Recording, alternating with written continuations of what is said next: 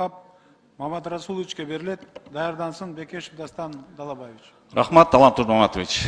Улукбек Асамидинович, биз мына Баткен областы бизде эң өнүкпөгөн региондордун катарына кирип атат да, качан чек арада чыр болгонду эстейбиз да. 5-чи чакырылыштын депутаттары мыйзам кабыл алган. Чек арага жакын аймакта жашаган адамдардын айлыктарына пособие пенсияларына акча кошуп берүү боюнча.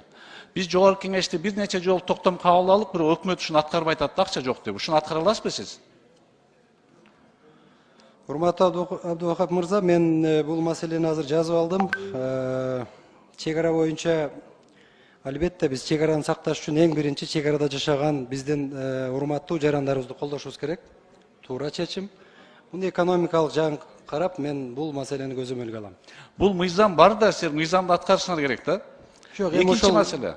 Бюджетке байланышкан болуш керек. Буну биз мына тилеберди Табылды Гапырыч көтөрөт ушул маселелерди. Негизи граница маселеси дагы бул экономикага түздөн түз болуп атпайбы? Муну ойлонуп жасайлы. Ушул жерде да бир маселе бар, стратегиялык жол бар. Аксай Тамдык, Аксай Рабат жолунун курулушу.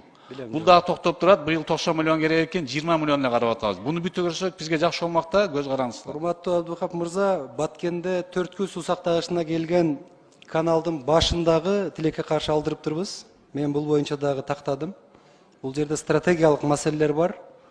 И жана айткан жол боюнча дагы биз чечишибиз керек. Анткени ал жерде 1-2 маселе бар, билесиз, жанагы анклавтар боюнча. Mesela sözünüzde aytıp kettiğinizde Kırgız hükümetinin ekonomikası açık dep. Ana siz şu bayağı deregülasyon siyasatın, kilik iş bir arlaşma siyasat yürgüzöz de otaz, kiçi canağı biznes, orta biznes şu aytavız dep. Birok iki nerseni aytpaytası da birincisi Özbekistan, Kırgızstan, Kıtay temir yolu. Biz tupikte turabız bu öte manilü. İkincisi mına biz açık asman mıyzamını uşul çakılışta kabul alıp verdik. Bizden keyin Özbekistan менен Kazakistan aldı, алар иштетип да, биз иштете албай атабыз. Экономикага кумтөрдөн көп акча алып келе турган тармакта. Ошо эки ой боюнча айтып бериңизчи, темир жол боюнча ачык асман. Биринчи ачык асман боюнча айтайын. Ачык асман боюнча азыр биз өзүбүздүн ата мекендик компанияны түзөбүз буюрса. Азыр самолет сатып алуу, башка маселелер боюнча дагы макулдашуулар жүрүп атат.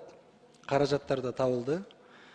Биздин бүгүнкү күндө черный списокто туруп атпайбызбы? Ушул маселелерди дагы чечсек, бирок ички каттамдарды өзүбүздүн да маселе туруп атпайбы? Азыр мына Pegasus кетти, билеттин баасы уже 4000-3000ден түшпөй атат да.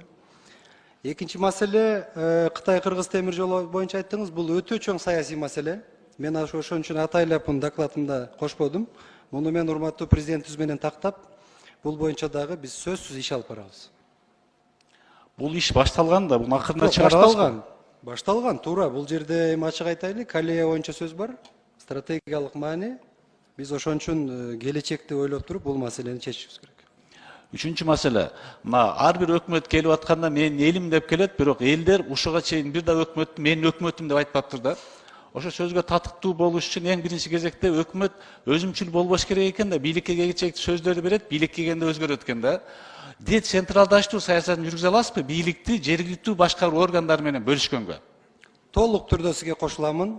Райондук мамлекеттик администрация башчылары, акимдерге толук кандуу бийликти беребиз.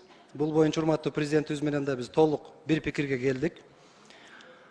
Райондун башчылары кээ бир кызматтардан башкаларын баарын өзү койгонго биз жетишебиз буюрса. Алардын айыл өкмөттөрдү кантип дотациядан чыгарабыз? Айыл өкмөттөрдү дотациядан чыгарыш үчүн биз аз биринчи кезекте теңдештиришибиз керек. Анткени айыл өкмөттөрдүн кээ бирлери Кудайга шүгүр алдыга кетти, кээ бирлери алдыга жыла албай жатат. Ошон үчүн райондук бюджет түзүү маселеси каралат. Эгерде бул азыр мына референдум өтсүн, баары азма жергиликтүү кеңештердин шайлоолору өтөт, райондук кеңеш жөнүндө маселе болот. Биз баягы дотациядан чыгаруу десе жөн эле айтпастан мына экономический районерин деп атпайбызбы?